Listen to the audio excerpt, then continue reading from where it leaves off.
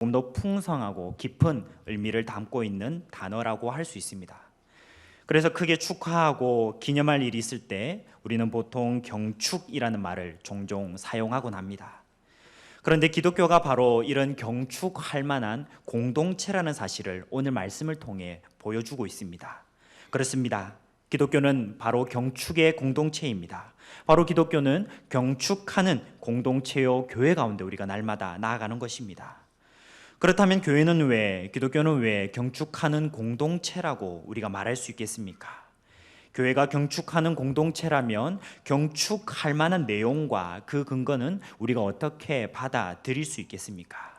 오늘 본문 말씀에서 말씀하고 있는 경축할 만한 그 내용은 바로 십자가라고 말씀하고 있습니다. 예수 그리스도께서 우리 죄를 위해서 십자가의 희생과 헌신을 담당해 주셨습니다. 그런데 이것으로 주님의 십자가의 사역이 끝이 났다면 경축이라고 할 만하기보다는 주님의 희생하심의 슬픔과 위로가 더 어울릴지도 모르겠습니다. 하지만 주님의 십자가의 사역은 그 죽으심으로 끝나지 않았습니다.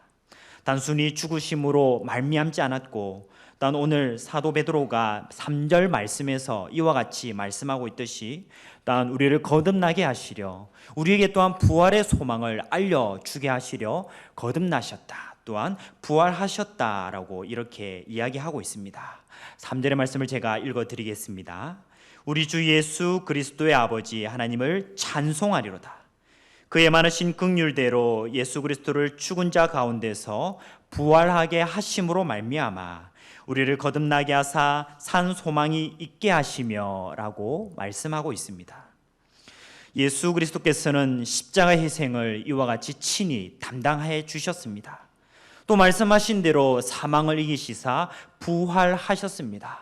이 사실과 그분을 믿는 모든 자들이 예수 그리스도를 통한 참된 유익을 얻도록 하셨다는 사실입니다. 놀라운 사실은 이 소망이 우리 가운데 결코 사라지지 않는다는 것입니다. 그래서 사도 베드로는 형제 자매들 곧 1절과 2절의 말씀에서 문안하듯이 믿음의 지체들에게 예수 그리스도로 말미암아 우리를 거듭나게 하셨습니다라고 다시 한 번 더 힘주어 강조하고 있습니다. 우리는 주 안에서 산 소망 있는 자들입니다라고 고백하고 있는 것입니다. 이와 반대로 우리 모두는 죄의 결과가 사망이라는 사실을 이미 알고 있습니다. 그 누구도 이 진로로부터 피할 수 없는 것입니다. 어떤 누구도 뛰어난 능력을 갖추고 있다 할지라도 죄 앞에서 모든 사람은 동등하며 그 동등한 결과로서 영원 사망을 만든다는 것입니다. 그런데 예수 그리스도로 말미암아 거듭난 성도는 어떠합니까? 그에게는 두려움과 절망이 없습니다. 대신 살아있는 소망만이 있을 뿐입니다. 거듭난 성도가 그리스도를 통해 받는 유업이 결코 썩지 않고 더럽지 않고 쇠하지 않는 것임을 이미 확신하고 있기 때문입니다. 그럼 우리는 그 영원한 하나님의 나라에 속하는 영생을 결국 받을 것임을 바라보게 됩니다. 예수 그리스도의 십자가의 공로로 또 그리스도의 보배로운 피로 우리가 구원받았음을 믿으시기 바랍니다. 그 은혜로 구원과 영생을 우리가 유업으로 받았음을 믿으시기를 바랍니다. 그러므로 교회는 경축하는 공동체일 수밖에 없다는 사실입니다. 그렇다면 그분의 목적은 무엇이라고 우리가 말할 수 있겠습니까? 바로 우리를 향한 예수 그리스도의 십자가 사역의 목적은, 그분의 목적은 바로 새로운 공동체를 만들어내는 것입니다. 세상과는 비교할 수 없는 공동체라는 것입니다. 예수 그리스도로 말미암아 서로 사랑할 줄 압니다. 예수 그리스도로 말미암아 하나님의 아름다우신 뜻과 계획을 세상 가운데 드러낼 줄 아는 공동체를 우리가 만들어내는 것입니다. 그 공동체가 바로 예수 그리스도의 몸인 교회라고 오늘 말씀 우리에게 힘주어 말씀하고 있습니다. 그래서 교회는 경축할 만한 공동체입니다. 스스로 경축하며 하나님 앞에서와 사람 앞에서 성령의 능력과 힘을 입어서 기뻐하며 나아가는 공동체라는 것입니다. 교회는 머리 대신 그리스도께서 베풀어 주신 이 사랑과 구원의 은혜를 기억하고 감사할 수밖에 없습니다. 그분 앞에서 한 몸을 이루고 사랑으로 충만할 수밖에 없는 공동체입니다. 교회는 마치 따로 국밥처럼 신앙생활하는 곳이 아닙니다. 함께 부르셨고 함께 구원받았고 함께 지어져 가도록 그 목적을 가지고 세우신 것이 바로 교회이기 때문입니다. 교회는 이렇듯 주님의 사랑을 함께 가지고 기념하며 감사하여 겸손한 마음으로 송축하며 나아가는 공동체라는 사실을 우리가 발견하기를 원합니다. 우리 하늘샘 교회의 공동체는 자신의 몸과 같이 주 안에서 서로를 사랑하고 계십니까? 하나님은 이 교회 공동체로 하여금 예수 그리스도의 사랑을 알리실 뿐 아니라 그리스도에게까지 장성한 충만에 이르듯 자라가게 하는 분이심을 우리가 기억해야 한다는 것입니다. 자, 그렇다면 예수 그리스도께서 당신의 몸으로 세우신 교회가 이와 같이 경축하는 공동체라면 거기에 분명하게 나타나는 특징을 우리는 과연 무엇이라고 말할 수 있겠습니까? 우리가 이 특징 세 가지를 살펴보는 이유는 마치 우리의 삶을 거울에 비추듯 비춰보기 위함입니다. 그래서 우리는 참된 구원을 받은 공동체인지 주님을 참되게 경축하며 우리 가운데 기쁨이 나타나는 공동체임을 스스로 짚을 수 있는 기준을 우리가 바로 세우고자 하는 것입니다. 우리가 주님의 공동체로 바로 세워져 가는 경축할 만한 공동체 가운데 기준은 첫째로 바로 기쁨이라고 말할 수 있습니다. 경축하는 공동체에게 있어서 빠질 수 없는 특징이 바로 기쁨이라는 사실입니다. 왜 기쁨이 빠질 수 없는 필수적인 특징이라고 오늘 말씀이 그렇게 말씀하고 있습니까? 그것은 예수 그리스도를 통해서 구원의 즐거움을 알았기 때문입니다. 썩지도 않고 쇠하지도 않는 참된 구원, 참된 하나님의 나라 그 유업을 우리가 받았습니다. 우리가 이것 또한 받았으니 이것을 받은 참된 신자라면, 그것을 깨달았다면 우리의 그 마음이 어떻게 기뻐하지 아니할 수 있겠습니까? 그래서 이 땅의 삶이 우리에게 비록 근심을 가져다 준다 할지라도, 여러 가지 문제들이 우리 앞을 가로막는다 할지라도 그것이 우리에게 결정적인 문제가 되지 않음을 우리는 이미 믿으며 나아갑니다.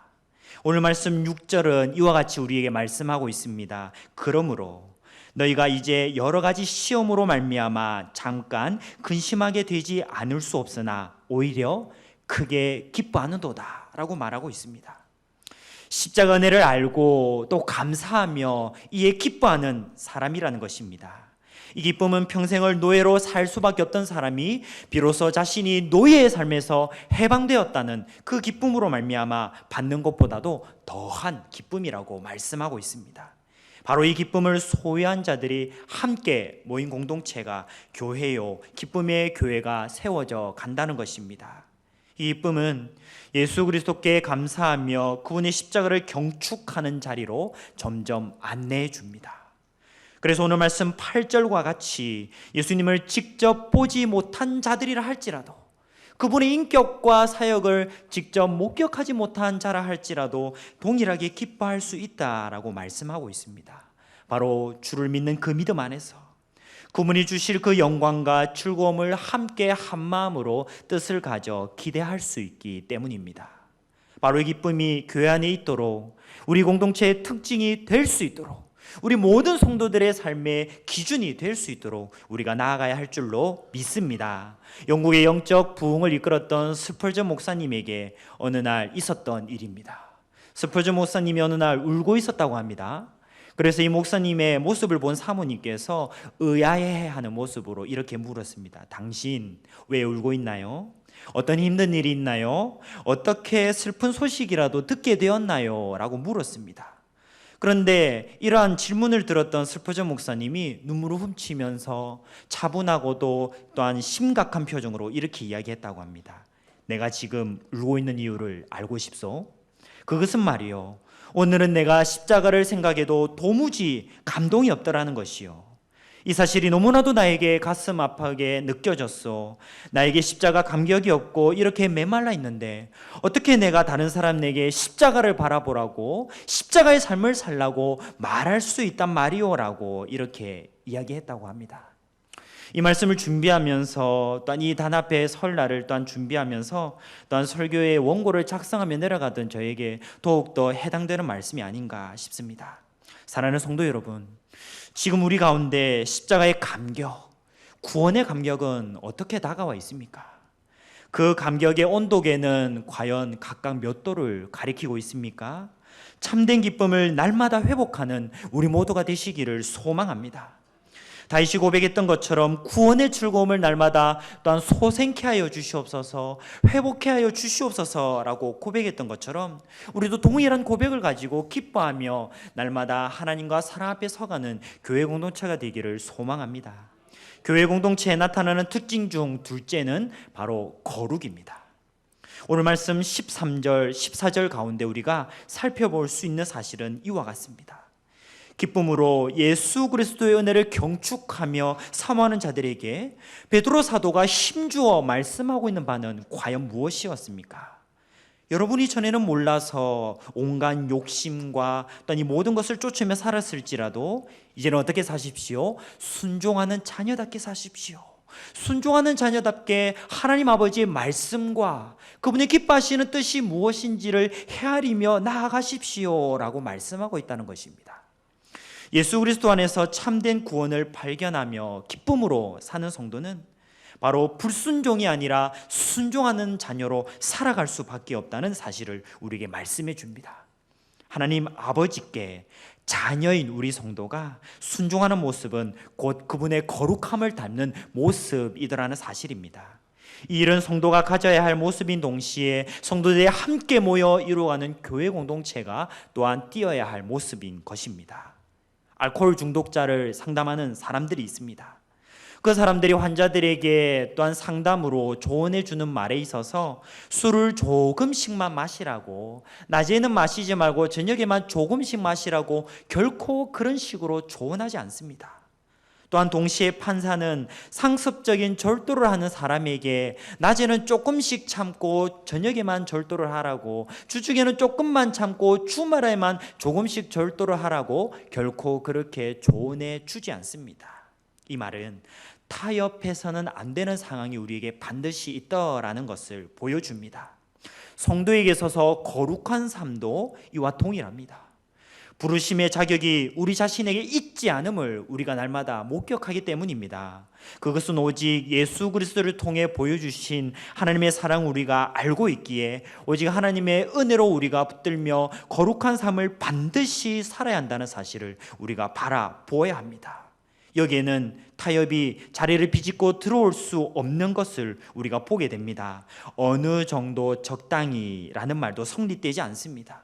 순종하는 성도, 순종하는 공동체, 기쁨으로 구원의 자리를 나아가 바라보는 성도라면 또한 그분의 거룩하심 또한 기쁨으로 소망하며 나아가게 되는 거룩한 행실을 갖춰야 합니다. 하나님 아버지는 믿는 우리에게 이렇듯 거룩한 삶을 요청하십니다. 그러나 이것은 안타깝게도 우리의 인생에서 단숨이 이루어지는 일은 아닙니다. 순간순간 계속 애써야 합니다.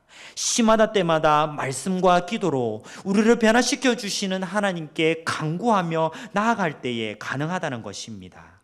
이 일에 예수 그리스도의 십자가의 사랑과 그 능력이 거룩한 삶을 향한 우리의 동기에 충분하다는 사실을 우리가 믿으시기를 바랍니다. 그렇기에 우리가 거룩하신 하나님을 닮아가는 충분한 동기로서 하나님의 사랑을 날마다 발견하는 것, 또한 거꾸로 생각해서 하나님의 사랑을 우리가 기뻐하는 공동체라는 사실은 곧 그분의 거룩하심을 날마다 열망하고 바라볼 수밖에 없다는 공동체라는 사실을 우리가 바라보시기를 바랍니다. 마지막으로 교회 공동체에 나타나는 특징 중 세 번째는 바로 사랑입니다. 왜냐하면 우리를 향한 구원의 은혜, 그 깊숙한 곳에 하나님의 사랑이 아주 자리 잡고 있기 때문입니다.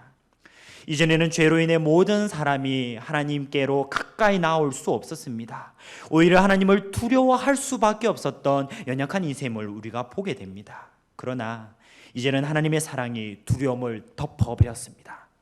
하나님의 사랑이 두려움을 우리 가운데 내어 쫓으셨다는 것을 우리가 보게 됩니다.